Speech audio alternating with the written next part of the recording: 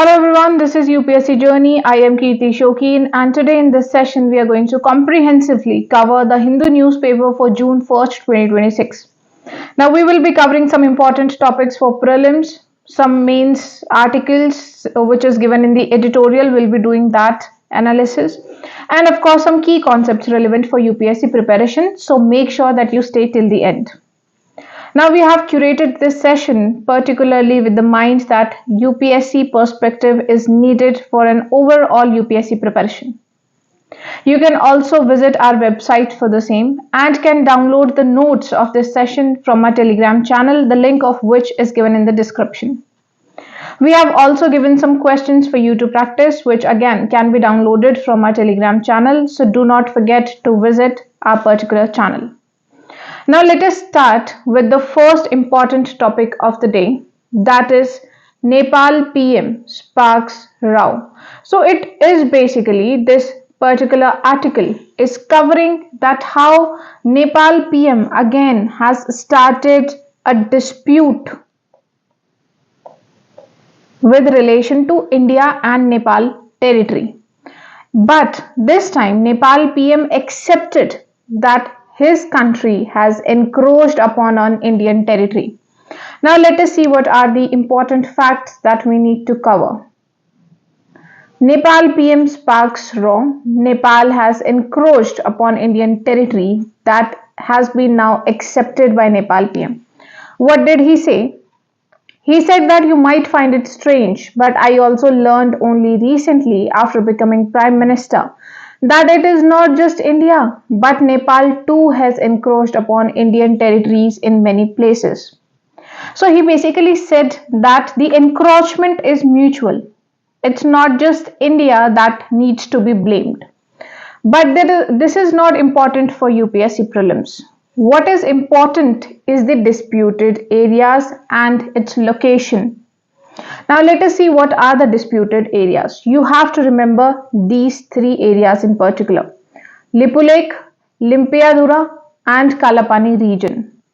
Now also look at these region on the map. The questions can be asked from say east to west or even from north to south.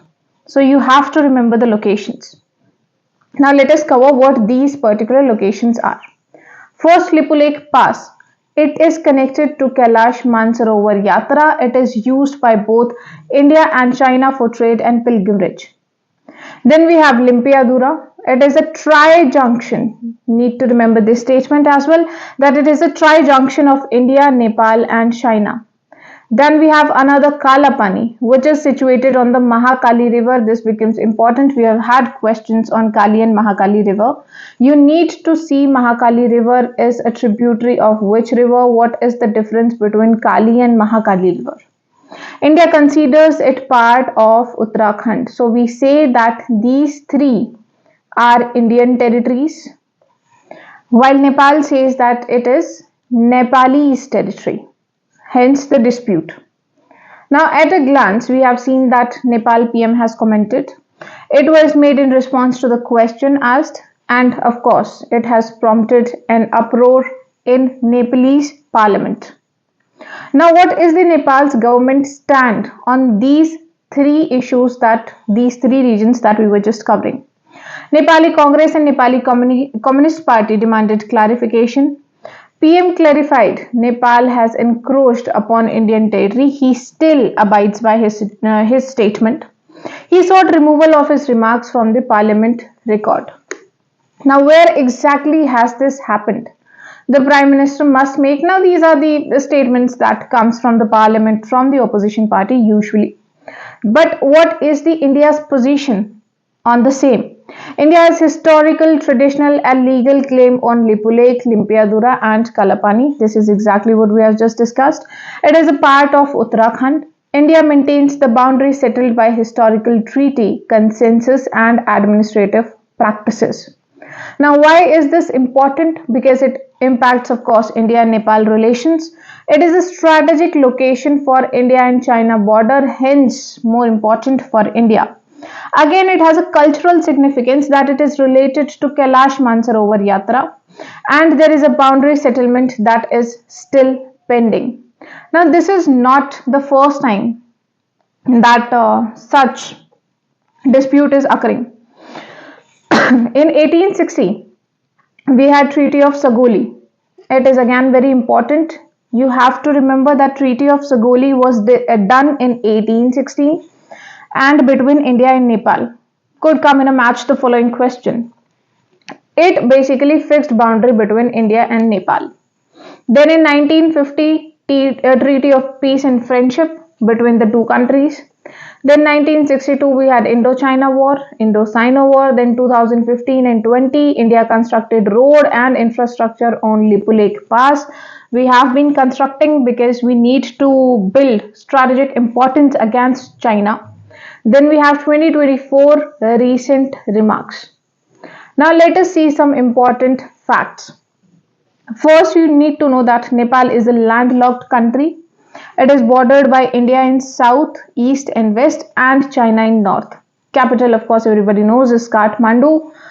India-Nepal open border. Now this could also be important since prelims is getting more factual, and we have seen that now UPSC is asking questions which are one layer deep. So you have to remember the treaty and the approximate length of the border. There are people to people ties. We say that we have a relation of roti and beti of Bihar and Nepal. Then we have Kalapani region, which we consider a part of Uttarakhand and the Mahakali river. Lipu Lake Pass, again about Kailash Mansarovar, and diplomatic relations are strong from 1947 itself, and there is a tri-junction importance that we covered of India, Nepal and China. So this was about this particular article that you needed to know. You only need to know the underlying concepts, the underlying facts important for prelims and mains, and not per se the news. That is why newspaper is read. Another important article for prelims for today is about Israel capturing a castle, that is a Beaufort castle in Lebanon. Now again, these three topics become important from IR perspective.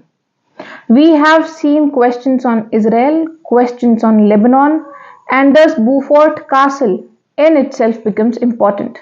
Now let us see what is the news is about.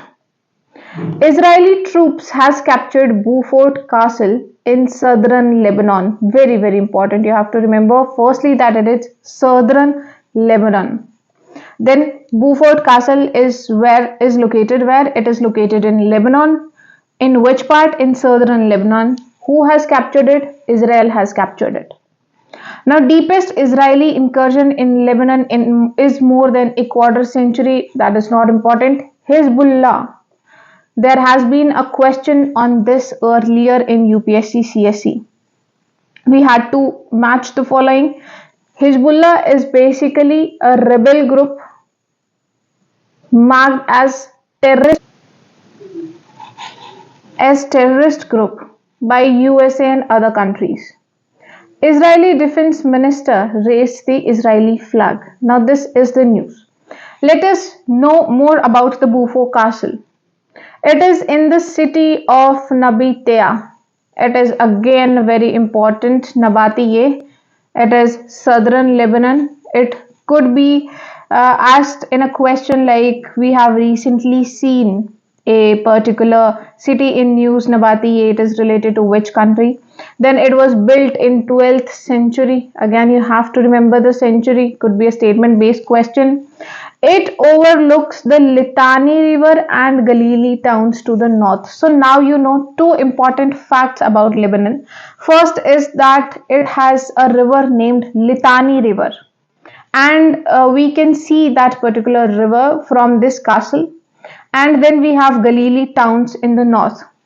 What is the historical context? It was captured by Israel in 1982, withdrew from Lebanon in 2000, but again in 2026, Israel has entered Lebanon and captured it again.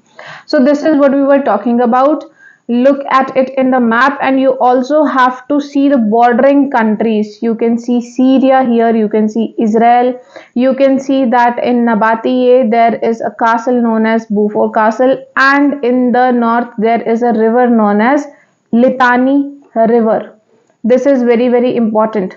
All the countries around Mediterranean Sea are important. You need to learn and in order as well.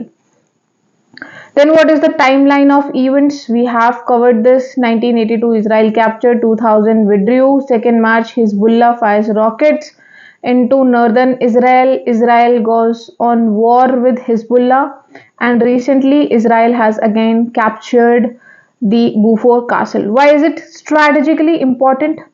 It is strategically important because it overlooks Litani River, which is a key geographical and defensive corridor in South Lebanon. Then it is a high elevation position, and it is strong military asset since centuries, used by Crusaders, Ottomans, French Mandate forces and Israel. Then recapture allows Israeli forces to destroy Hezbollah infrastructure and target more homes in the regions. We have covered who all have been to this particular castle. Now, what is the context? We have also covered this, that Hezbollah, which is a rebel group of Lebanon, also termed as the rebel group, not just the rebel group, but also as the terrorist group by USA. It attacked Israel. Israel, in retaliation, attacked Hezbollah and started conquering more land in Lebanon. Israel also retaliated by attacking Iran. Iran is backing Hezbollah. See, Iran and Israel do not have good relations, and friend of your enemy or enemy of your friend is like same. So that is why Hezbollah is enemy of Israel, and Iran is also enemy of Israel. Hence, Iran and Hezbollah are friends, and Iran is basically backing Hezbollah allegedly with money and the supplies of weapons. Subsequently, Israeli troops advanced deep into southern Lebanon. What is the significance of prelims? Why are we covering this particular castle? Because Israel and Hezbollah conflict is in news. There has been previous year questions on the same, and then 12th century and the particular geographical relation and important facts. That is why you need to cover this particular article from prelims perspective, especially from geography perspective. Now, this was all about the prelims topics that we needed to cover for today from the Hindu newspaper. Not much is there to cover today, since we are covering all the relevant information, and we have covered other information or other articles in our other videos if you have been following. So for today, we only need to cover what's new and what could be important for prelims and mains. So for prelims, only these two articles were important. Now let us jump to the mains article, which is again very important. Now from the headline you can see that it states prison, it stays overcrowded and under trials. Now we have seen that under trials has been a question in UPSC CSE. Prisons again is an important theme for mains as well as UPSC CSE. Bail, furlough, parole, these have been questions that have been previously asked. So we'll be covering important things from mains as well as prelims perspective from this article. Now for mains, for answer writing, you need to get the data out of this article, which we have like placed here in this infographic. So let us have a look at it. First of all, the total prison capacity given is around 5 lakh in 2024. Now this data is what enriches your answer, what allows you to fetch more marks in your mains answer writing. So keep a track of this. Total inmate population is about 5.11 lakh, so much more than the total prison capacity. Therefore, the occupancy rate is around 112.7%, so around 113% only. Then we have share of under trials. These are the people who have not been convicted yet but are present. Their cases are basically going on. Around 73% of inmates, and this is the main reason why Indian prisons are over occupied or overcrowded, because there is a large number of under trials. The share of convicts is only around 27%, while the rest 73% of inmates are under trials. Now, let us suppose these 73% of inmates, even half of these people are not convicted at the end. Then, even then, they tend to spend most of their lives in the prison, which again causes them social, mental, physical problems, and also leads to overcrowding of prisons. States and UTs with occupancy with more than 100%. More than half of the total states has more than 100% occupancy. Now, this is also very important for UPSC answers. India has one of the highest proportion of under trial prisons among major democracies. This is exactly what we were talking about. Now, it is not like that we are not trying to increase the spaces or the capacity of prisons.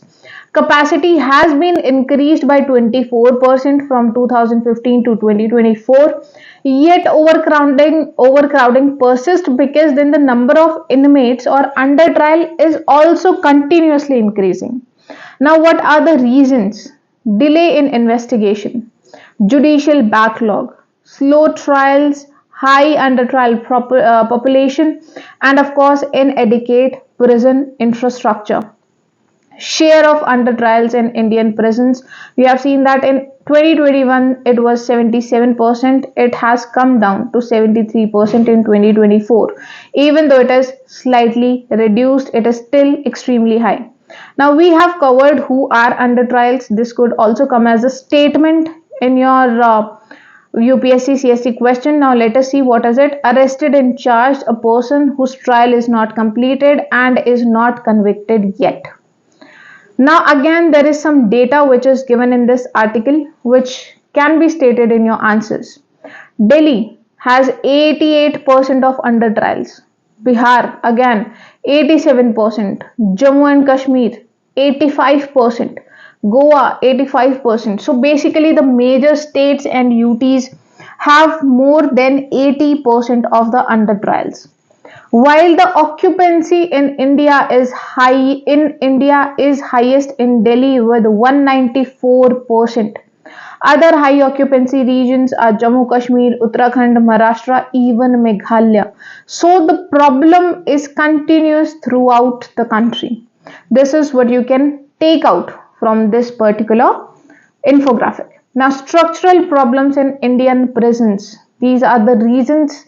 What are the problems? This could be a mains question. First one is the overcrowding.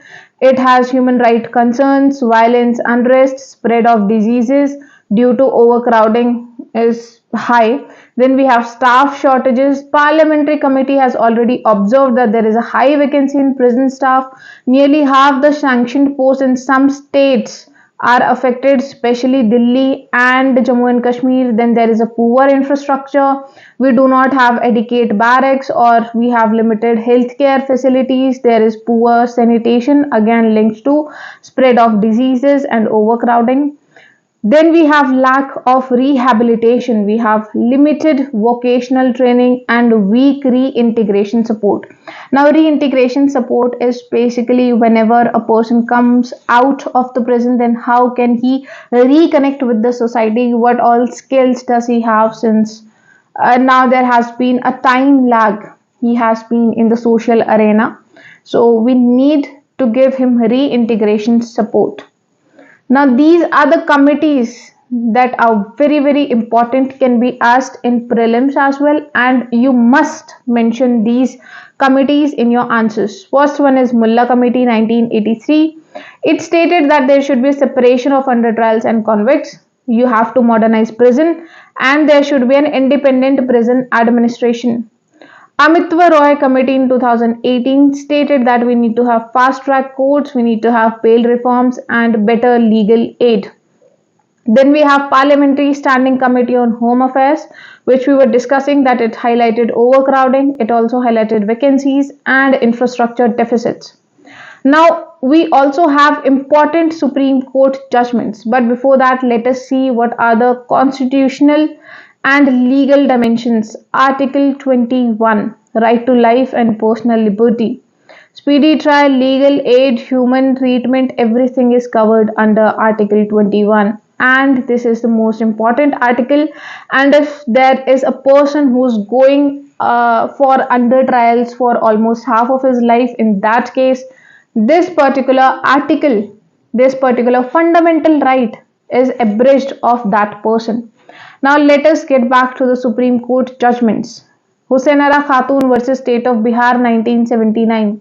This was a question of HCS 2026. So now you know why this particular topic is very important. It recognized right to speedy trial and linked delay in trials to Article 21, exactly what we were discussing. Then we have another case, Sunil Batra versus Delhi administrations. Prisoners have their fundamental rights. And D.K. Basu versus State of Bengal 1997, which stated that there are safeguards against custodial abuse. You cannot abridge Article 21 of any prisoner. You cannot abuse physically, mentally, sexually. Any kind of abuse is not allowed to any prison convict or not. Then we have seen, if we have to take away some important data for mains in particular, then it is that there is an occupancy rate of around 113%. There is around 73% of under trials.